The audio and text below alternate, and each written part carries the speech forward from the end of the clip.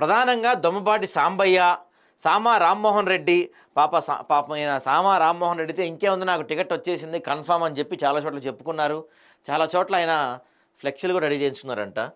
ఇక కౌశిక్, పున్న కైలాష్ నేత, కొనగాల మహేష్, జట్టి కుసుమకుమార్, ఇందిరా శోభన్, భానుమతి విజయాబాయి, రాచమల్లు సిద్ధేశ్వర్ వీళ్ళంతా ప్రయత్నించారు.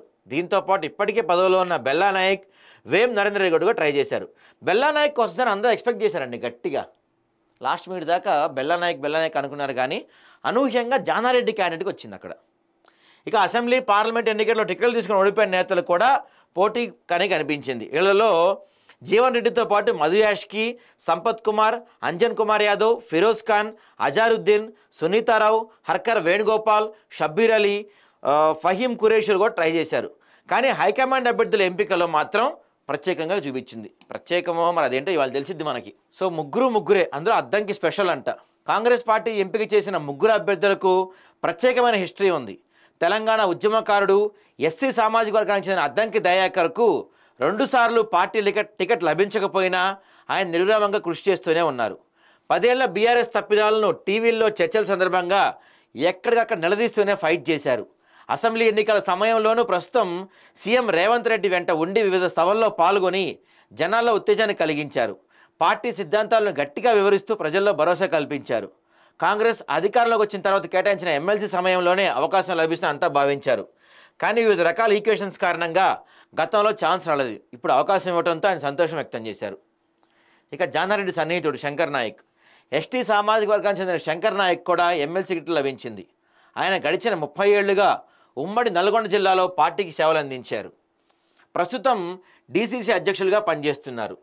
కాంగ్రెస్ పార్టీ సీనియర్ నేత జానారెడ్డికి అత్యంత సన్నిహితుడిగా ముద్ర ఉంది. ఈ చనువుతోనే 3 రోజుల క్రితం జానారెడ్డి సీఎంను కలిసిన సందర్భంగా శంకర్ నాయక్కు ఎమ్మెల్సీ ఇచ్చే ప్రయత్నం చేయాలని జానారెడ్డి కోరారు. అనూహ్యంగా ఏఐసీసీ ప్రకటించిన లిస్టులో ఆయన పేరు కూడా ఉంది. దీంతో శంకర్ సంతోషంలో మునిగిపోయారు. మరి కోరారా జానారెడ్డి కలిసి కన్ఫామ్ చేశారో తెలియదు మనకి. జానారెడ్డి రేవంత్ రెడ్డిని కలిసి కోరే పరిస్థితి అయితే ఉండకపోవచ్చు, కన్ఫామ్ చేసి ఉండొచ్చు.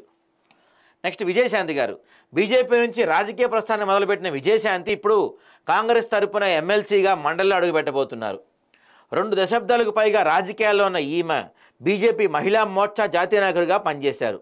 తెలంగాణ రాష్ట్ర సాధన డిమాండ్తో బీజేపీ నుంచి వైదొలిగి తల్లి తెలంగాణ పార్టీ పెట్టుకున్నారు. అనంతరం దాన్ని తెలంగాణ టీఆర్ఎస్లో విలీనం చేశారు. 2009 లోక్సభ ఎన్నికల్లో మెదక్ నుంచి ఎంపీగా ఎన్నికయ్యారు. తెలంగాణ రాష్ట్ర ఏర్పాటుకు పార్లమెంట్లో బిల్లు ఆమోదం పొందే సమయానికి బీఆర్ఎస్ ఎంపీగా ఉన్న ఈమె ఆ తర్వాత అదే నెలలో కాంగ్రెస్లో చేరారు. రాహుల్ గాంధీ 2018 అసెంబ్లీ ఎన్నికల్లో స్టార్ క్యాంపెయిన్గా నియమించారు. దాదాపు 6 ఏళ్ల పాటు కాంగ్రెస్లో కొనసాగి ప్రధాని మోడీని నియంతగా అభివర్ణించారు. ఆ తర్వాత అమిత్ షా సమక్షంలో 2020లో బీజేపీ చేరి ఎక్కువ కాలం ఉండలేక 23లో తెలంగాణ అసెంబ్లీ ఎన్నికలకు ముందు తిరిగి సోనియా గాంధీ సమక్షంలో కాంగ్రెస్ పార్టీకి వచ్చారు. సో ఎట్టకేలకైతే ఆమెకి ఒక గుర్తింపు అయితే వచ్చింది. ఇది అనూహ్యంగా మరోవైపు మహిళా కోటాలో బీసీ సామాజిక వర్గానికి చెందిన విజయశాంతికి పార్టీ ఎంపిక చేసింది. తెలంగాణ పోరాటంలో ఆమె పాత్ర చాలా కీలకం. గతంలో బీఆర్ఎస్ బీజేపీలో పనిచేశారు. అసెంబ్లీ ఎన్నికల సమయంలో కాంగ్రెస్లో చేరారు. సోనియా గాంధీతో పాటు పలువురు ఏఐసీసీ అగ్రనేతలతో సన్నిహిత సంబంధాలు ఉన్నాయి. ఈ నేపథ్యంలోనే అనూహ్యంగా విజయశాంతి పేరు ప్రకటిస్తూ ఏఐసీసీ నిర్ణయం తీసుకుంది. గడిచిన కొద్ది రోజులుగా అద్దంకి దయాకర్ పేరు మినహా మిగతా 2 అభ్యర్థుల పేర్లు అసలు ఎక్కడా వినిపించలేదు. సడన్గా వీరి పేర్లు తెరపైకి రావడంతో ఆశావాహులు షాక్కు గురయ్యారు. నిజంగానే షాక్ గురయ్యారు చాలామంది. చూద్దాం మరి వాళ్ళ అక్కడ పరిస్థితులు ఎలా ఉంటాయో.